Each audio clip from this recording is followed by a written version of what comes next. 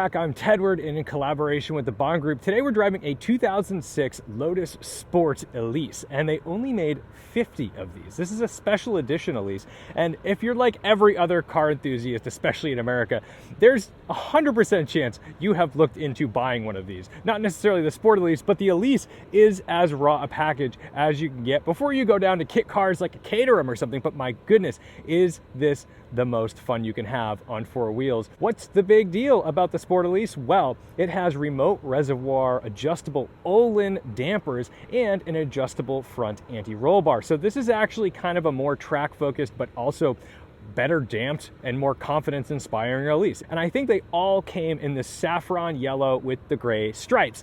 And in 2006, this car only cost $55,000. 55 grand for a mid-engine rocket ship, 190 horsepower. Well, you know what? We're gonna get into all the numbers when we get in. Let's talk about the exterior, because this hardtop comes off. There's a soft top that you can put in there. Yes, it's kind of a pain. You know, people complain about Porsche Boxster Spiders and say like, oh, it's like building a tent. This is more like an erector set. To get into the back, you've got to use the key. And we've just got this little prop, but you know, there's your motor. You can actually access this. And although it says the Lotus Performance on it, it's a Toyota engine. Well, it's a Toyota engine developed by Yamaha. I'm quite familiar with this engine because I used to own one when I had a 2000 Celica GTS. But let's just admire the shape. This car is beautiful. I love every line on it, even though I think it looks a little small. And some people just think, oh, that's a toy. Well, yeah, it's the best toy. So enough of this. Let's go drive it, because believe it or not, it sounds outrageous. Getting in though, never a graceful thing. Oof. There we go.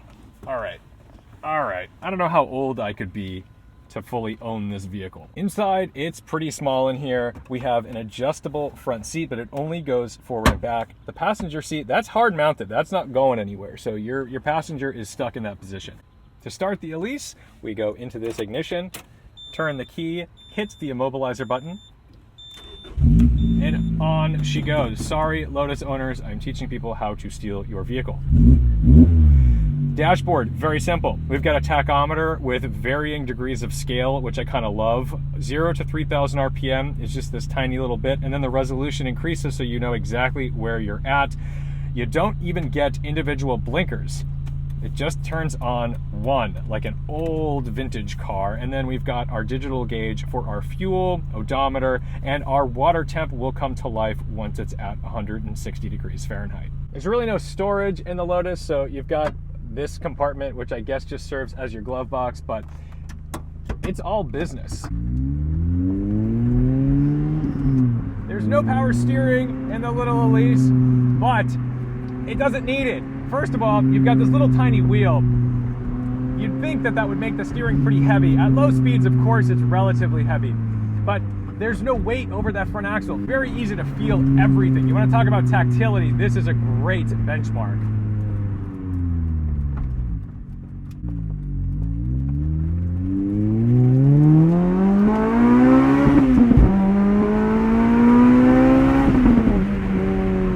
To mention, the Sport Elise gets an upgraded clutch, so it's a little more tactile and it's stronger for those upshifts.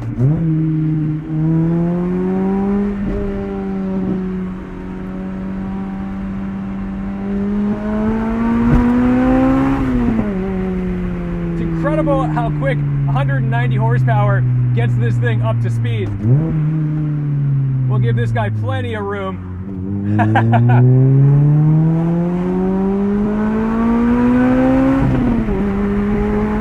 And you can tell, over 6,000 RPM, that's where the lift kicks in. VBTLI, that L is for lift, so it changes the cam angle as far as I know. There's someone who's better in the comments, I'm sure, can explain that to the audience.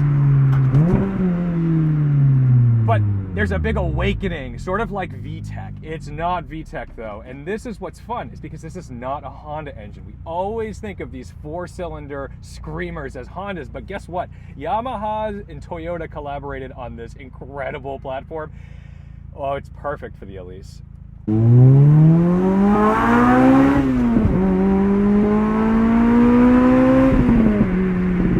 revs super high. Let's get onto the highway. There's very little torque. So you do have to rev it out.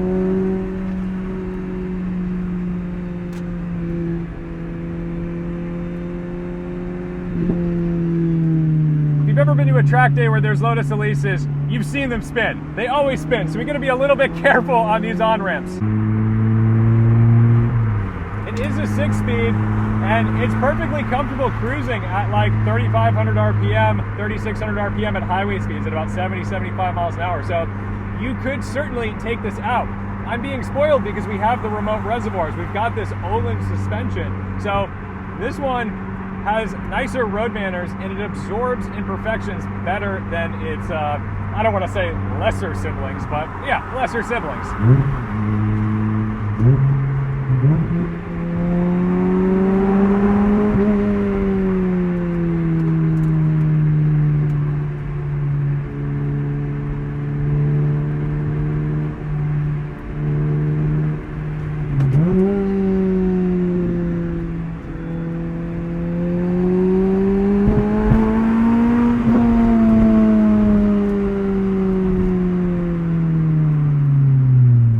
Look, I know it's easy.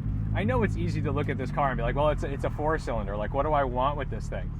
It is as fun as it gets. Like, this is a legitimate go-kart. Now, I know that word in the automotive journalism community gets thrown around a lot, but I don't know how else to describe this, because it may not be the perfect road car. It may not be the perfect track car, but because it's developed for drivers, it's like, it doesn't matter. It's just fun.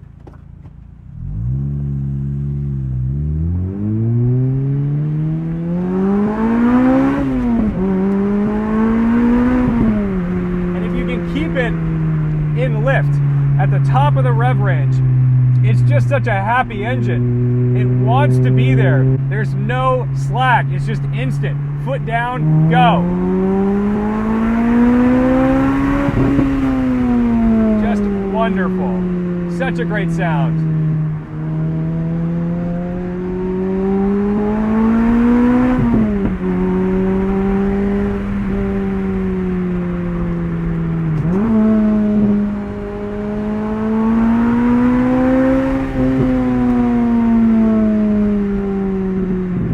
This engine was really special when it came out too, because for the Lotus, it got 190 horsepower. It's 1.8 liters. It was used in the Celica and shown as a showpiece. Like, look, we've gotten 100 horsepower per liter, because in the Toyota Celica, it had 180 horsepower.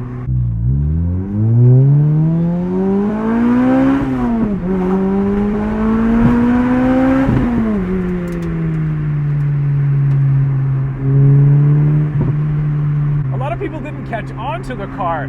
It's insane. I mean, they've hovered at like $30,000. Not this version, but for the most part, a normal Elise has hovered at $30,000 for a very long time. And I think now, in this world where the analog experience is the most desirable experience, these have to go up, right? They have to go up. Let's talk about this shifter. While it's very easy to find your gear, you're never going to question it. This is one of those parts of the car that kind of makes it feel like, yeah, that's a Toyota drivetrain. It's fine though, because it's not disappointing. It's just that you'd almost, I don't know, man, it's just tough, because when you compare it against like a Cayman or a Boxster, which you would, that is one thing that you're interacting with quite a bit that doesn't live up to the potential.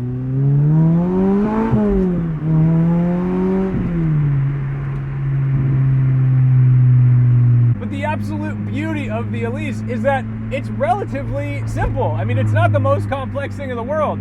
Servicing a Lotus, it's servicing a Toyota. You're doing oil changes. The engine's going to be fine anyway.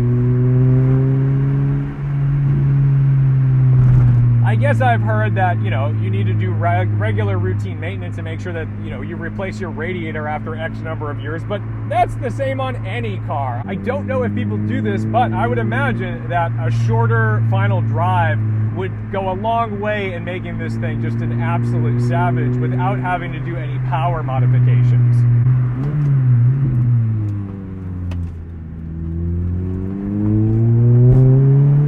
So this road, it's kind of junk. It's not torn up, but it is good and characteristic of a bumpy road. And I think this is going to help understand the Ohlin remote reservoir suspension, which, by the way, the remote reservoirs are only held on by like little pieces of metal, like a glorified zip tie. My friend up at Renscott actually makes reservoir mounts for just this application. So if you have remote reservoirs in your car and you don't want to zip tie them, solutions do exist. But my goodness, I mean, it really doesn't feel like a tin can. I mean, it shouldn't, but you would think that you'd be bounced all over the place. This is doing a great job putting those wheels back on the ground, getting me planted for the next corner. And also, these brakes inspire a lot of confidence. I mean, the car doesn't weigh much. We're in the 1,900 pound range here. So it shouldn't take much for the brakes, but they could be scary. Brakes can be scary.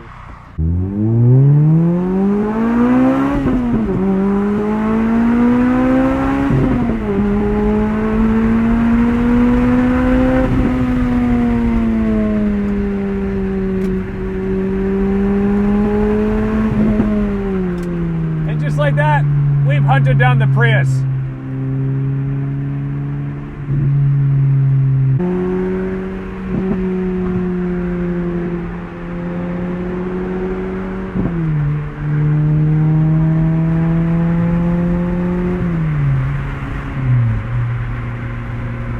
There's certainly a sense of vulnerability on a highway because you're small, but the sense of confidence in the way you can position and place the car kind of removes that altogether. Like, you're going to be fine. As long as the tractor trailer driver isn't drunk and turning into you, you probably know what's what. I mean, yes, you lose a lot of visibility on that, I guess, B pillar, but really C pillar. Typical mid-engine stuff.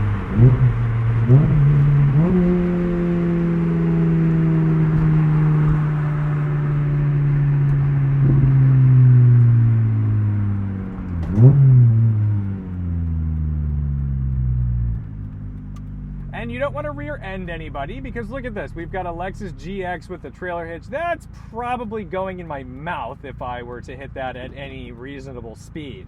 I find the Elise to be shockingly approachable. When you get in, it feels like such a sense of occasion, and for the first time, it can be quite intimidating getting into this cockpit. You've sat way below this door sill. The car looks outrageous. Everybody's staring at you. But if you're a driver, if you like driving, it's really easy to get used to. And by the way, because this door sill is here, it's a nice place to put your arm. It's a very comfortable cabin to be in.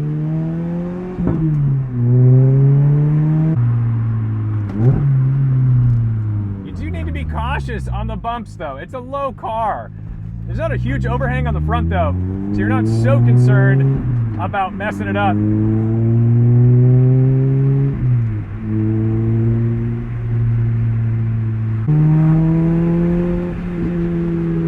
The beauty of the car though, it's not so fast that you're gonna get yourself in like serious trouble. I don't think this is a triple digit go to jail car. It's kind of like a hey, easy bud, nice car, see you later kind of car. Whereas we're in the Ferrari, we're going 120, we're going real speeds, and in this car, it's just not the case.